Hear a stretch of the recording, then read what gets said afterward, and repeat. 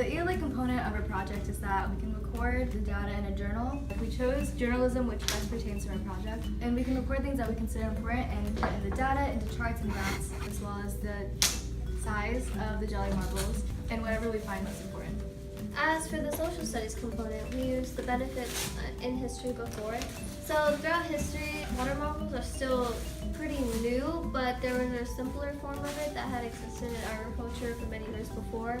But this jelly marble can be beneficial to plants because they're very time efficient for countries that don't receive as much rainfall.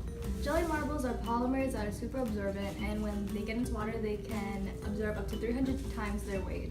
Overall, our problem for this project is what is the maximum size of a water orb can grow in 30 minutes? The purpose of this project is we want to determine why jelly marbles aren't visible in water and to be able to explain this phenomenon. Our hypothesis is that one water orb will reach its maximum weight of 1 gram.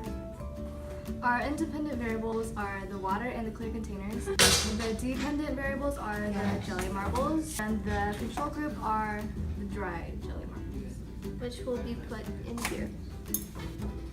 Our materials are, as mentioned in the variables, water, clear containers, jelly marbles, and that's it. Safety, you'll need gloves, just in case you get some water on you. And then you'll need goggles. Keep paper towels handy in case you make a mess. Oh yeah, make sure not to eat the watermelon. Fill up the glass jar up until 300 milliliters. The initial weight of one jelly marble without being put in water is 0.07 grams. And now wait for 30 minutes for the water orbs to grow.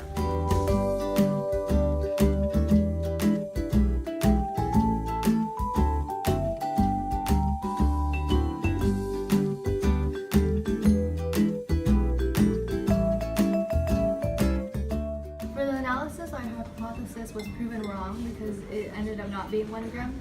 And polymers have a maximum potential of weight because it can only absorb so much water.